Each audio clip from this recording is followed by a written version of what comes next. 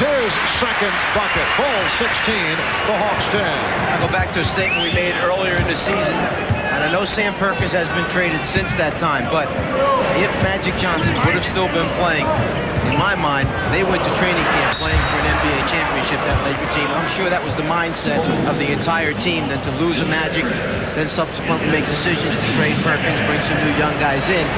Perhaps it took away from what some of their early goals were. But the veteran guys on the Lakers are obviously making a statement in what they feel could be their last time around in a Laker uniform. And those short series, the 5-game series, are so dangerous, in particular for the teams that are favored. That win by the Lakers makes 6 victories on the road in this first round for 5 visiting teams. Have been a host of surprises in this opening round of the playoffs. The Bulls lead by 5. Grant pressured by Willis.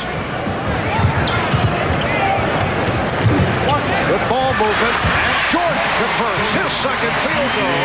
Chicago with an 18-11 lead. Atlanta got off to the slow start. They certainly had their shot opportunities. They missed their first 10 field goal attempts. Dominique Wilkins. A good hustle by Dominique, keeping it alive. And a nice pass to finish it off.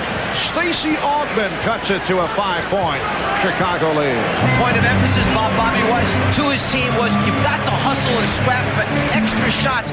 Chicago had 26 more shot attempts in game 1. Beautiful extension by Pippen to keep it away from Koncak, although Koncak is not a shot blocker. Bulls by 7.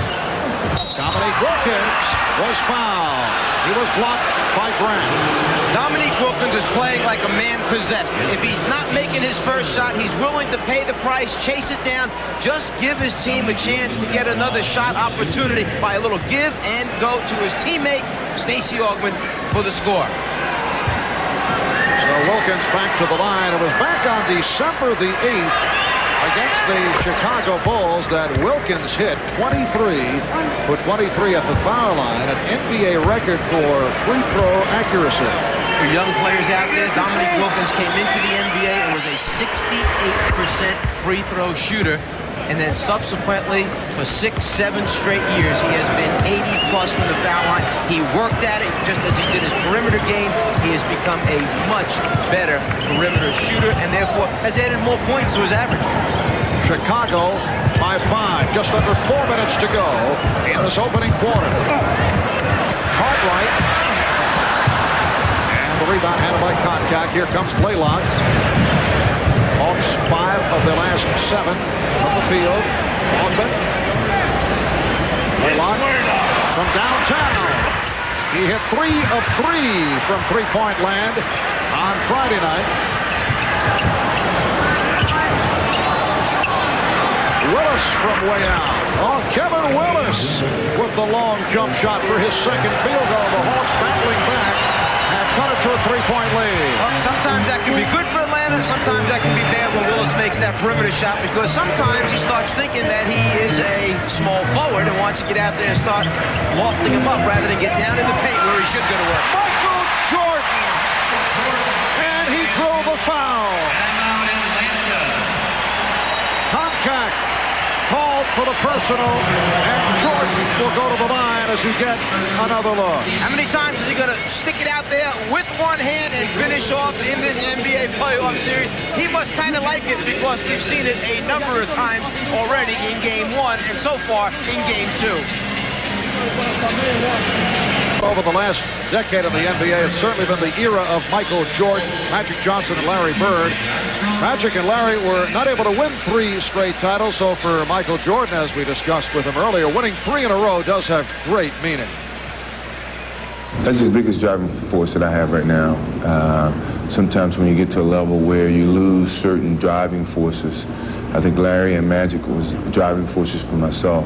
And you have to come up with other different mechanisms to try to drive you even more. And I guess to know that they've never won 3 in a row is the driving force that I have. Tell this man that he can't do something. It's another challenge out in front of him. It's just something else that he wants to conquer. Getting 3 in a row is the objective for Michael Jordan. And Michael, using the motivation of putting the Chicago Bulls in the role of the underdog as Blaylock is able to bury the jump shot. The Bulls lead 22-19. John Paxson has come on for the first time, and Rodney McCray has checked in. It's McCray now matched with Wilkins. On right up front, along with Grant and McCray, Paxson and Jordan in the backcourt. Shot clock is down to 6. Here is Grant. Rebound handled by Blaylock. Have the Bulls invented motivation by saying that they are the underdog? I think everything fell in place for them this season to come in with something to shoot for. The injuries that took place during the course of the year, Phil Jackson had to get together with his trainers, with the doctors. They had to be realistic as to when the players could come back and play. And talking to Phil prior to the game, he said, we set our goals for April 1st. We try to get all the players back healthy, give us 3 weeks to play together down the stretch, and we thought we could be at our peak for the playoffs. And we realized that at that time we could be out of the race for home court advantage. But when we got there April 1st, we still had a chance to be the best in the East, and the players were willing to accept the challenge and play hard down the stretch trying to get it. Good defensive play by Altman. He blocked the view of the basket by Jordan, but Jordan comes up with the steal. Michael Jordan leads the NBA in that department, followed by the man who's guarding him now, Mookie Blaylock. Here is Grant, rebounded by Willis. 3-point Chicago lead. Minute and a half to go in the first quarter. And here's Blaylock. Mookie continues to fire from outside. He's now 1 for 6. Grant on a pull-up. Yes. Horace Grant going glass. He has 6. The Bulls lead 24-19. What's interesting, Mookie Blaylock is probably more effective shooting from behind the three-point line than he is in that in-between range. And shooting the basketball, a problem for Atlanta against the Chicago Bulls defense, just as it was early in game number 1. Foul called on Grant. Here's a look at that steal by Jordan. Number 1 in the NBA, and he's so good playing on the ball, but then he's so good playing off it as well, anticipating where passes are going. You have the 2 best in the NBA on the floor this afternoon. Michael Jordan 1, Mookie Blaylock number 2. Substitution now. Steve Henson, second-year man from Kansas State, has checked in for the first time. Here's Koncak. Rebounded by Willis, showing the lively body. Willis again. Yes, and it counts. A third effort by Kevin Willis. His 6th rebound, and he will go to the line.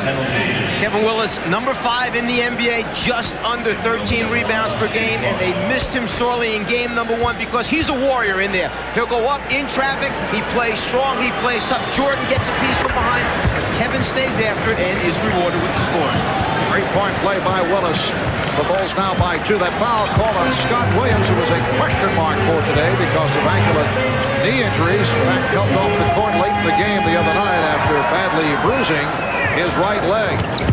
McCray for Cartwright, and they have to reset. Here's Jordan, off balance. Nice play by Willis. Rebound number 7, 5 off the offensive board. Speaking with Michael Jordan prior to the game, he said, we want to try to jump on Atlanta early and discourage the road team from thinking that they're hanging around. Road teams gain confidence if they stay in the game at the end of the first quarter. If you're Atlanta right now, you feel you're in real good shape. And the Hawks playing for a final shot. Here it is by Wayne Ferrell.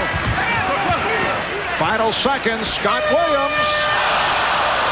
Williams going glass and nearly got the carom. That's the end of 1 here in Chicago. Kevin Willis with a strong start. 7 points, 7 rebounds. The Bulls 24 and the Hawks 22.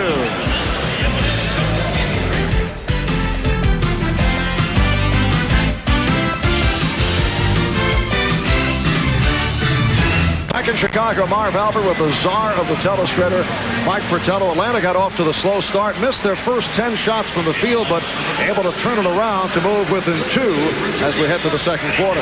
The Hawks did it by paying attention to what their problems were in game number 1. Chicago had 20 more shots till after the first quarter. Right now, Atlanta has 3 more shots, 26-23, and the reason they got them in the entire game 1, they had 8 offensive rebounds.